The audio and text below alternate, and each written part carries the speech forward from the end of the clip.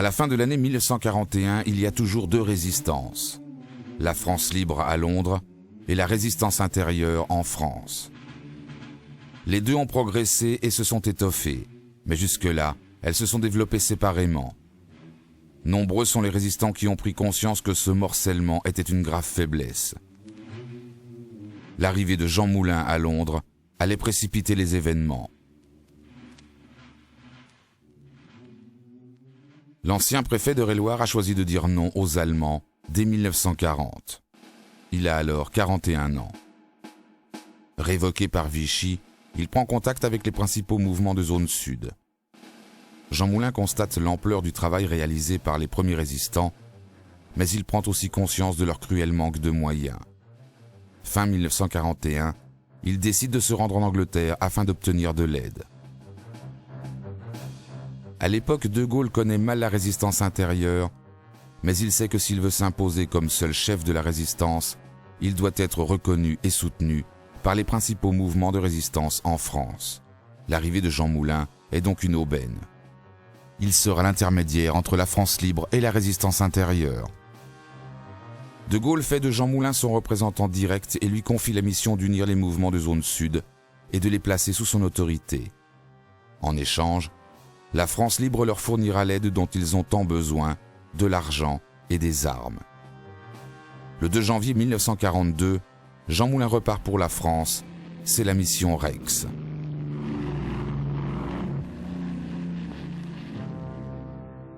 En France, les principaux mouvements comme Combat ou Libération Sud souhaitent eux aussi l'unité, mais ils veulent également conserver leur indépendance et leur liberté d'action. Certains se méfient de Gaulle, ce général autoritaire, hautain et froid. À l'époque, personne ne connaît encore vraiment ses idées politiques et ses objectifs. Le ralliement à De Gaulle est donc nettement affiché, mais chacun conserve sa presse indépendante. Et en janvier 1943, les trois grands mouvements de zone sud, Combat, Libération et Francs-Tireurs, se regroupent pour former les mouvements unis de la résistance, les MUR. Un pas important vers l'unité a été franchi. Mais sur le front, les choses s'accélèrent. Le 8 novembre 1942, les Américains débarquent en Afrique du Nord. De Gaulle n'a pas été informé, il n'est même pas autorisé à se rendre sur place. Roosevelt voit en lui un apprenti dictateur incontrôlable et ne lui fait pas confiance. Il lui préfère le général Giraud, un militaire courageux, mais qui vient pourtant de faire allégeance à Pétain. En Afrique du Nord, Giraud accepte la soumission aux Américains et maintient toutes les lois de Vichy. Pour De Gaulle, c'est inacceptable. C'est pourquoi il presse Jean Moulin d'achever l'unification de la résistance. Le 27 mai 1943, une réunion décisive a lieu en plein Paris occupé. Elle rassemble sous la présidence de Jean Moulin des représentants des principaux mouvements de résistance de zone nord et de zone sud, ainsi que des partis politiques et des syndicats. Tous reconnaissent l'autorité du général de Gaulle. La naissance du CNR est une étape majeure pour la résistance.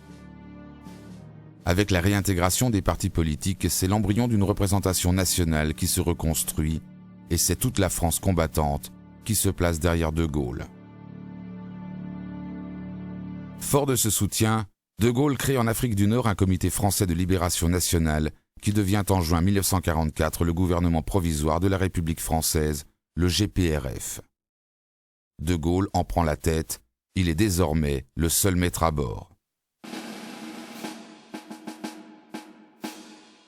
Dans le même temps, en France, la résistance achève de se structurer et de se regrouper. Face à Pétain, les dernières illusions tombent. En mai 42, on peut lire dans Combat. Tout est clair maintenant. Le mythe Pétain a vécu. Vos étoiles s'éteignent. La France tout entière contre Laval est désormais contre vous. Vous l'aurez voulu.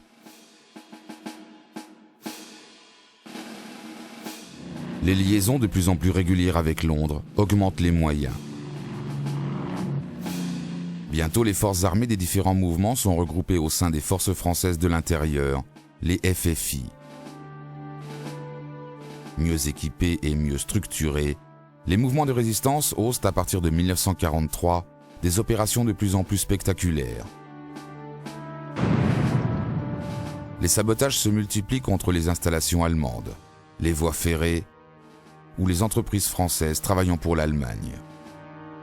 De leur côté, les réseaux livrent toujours plus de renseignements. En 1944, Londres reçoit près de 1000 télégrammes par jour et 2000 plans par semaine. Les tirages de la presse clandestine augmentent de façon impressionnante.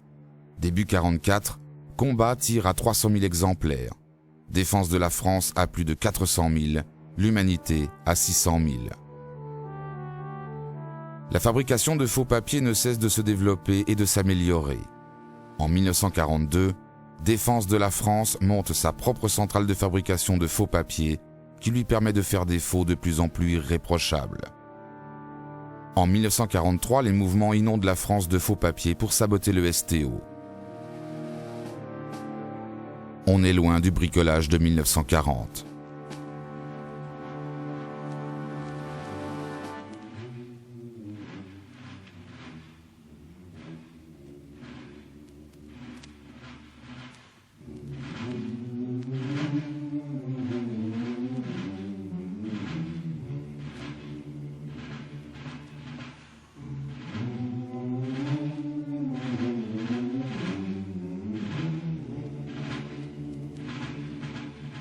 Amis, entendu le vol noir des corbeaux sur nos plaines. Amis, entendu les cris sourds du pays qu'on enchaîne. Oh, et partisans, ouvriers. À partir de 1943, la résistance va pouvoir compter sur l'apparition d'une force nouvelle et inattendue, les maquis. Jusque-là, ils ont été quasiment inexistants. La résistance est essentiellement urbaine.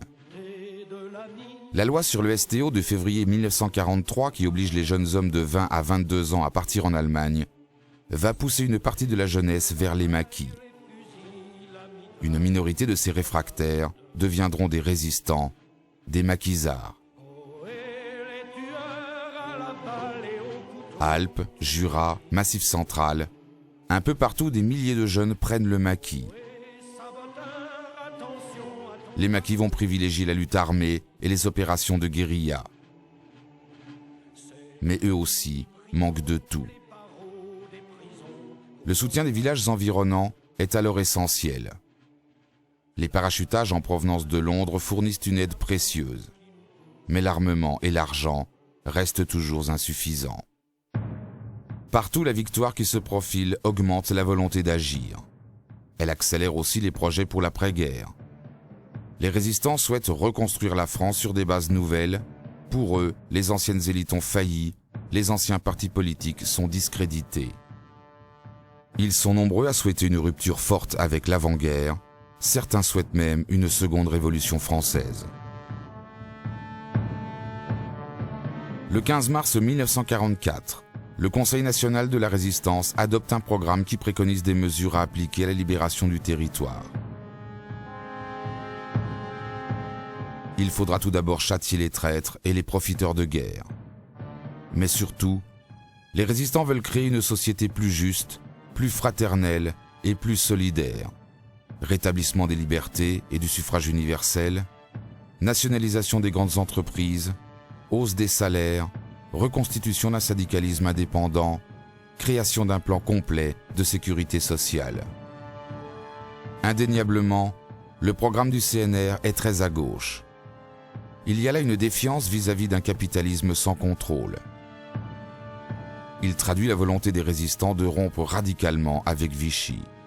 Il exprime également le souhait d'assurer des lendemains plus humains après les années noires de la guerre et de l'occupation. Les années 1942 à 1944 voient donc la résistance française achever de s'unifier. Longtemps, ce cheminement vers l'union fut chaotique et incertain.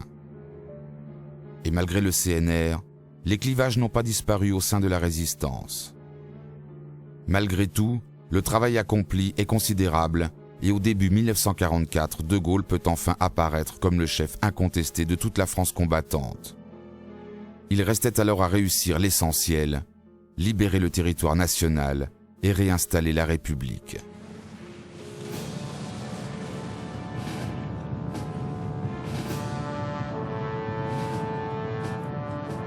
C'est au printemps 1944, un certain 6 juin, que devait débuter la bataille décisive.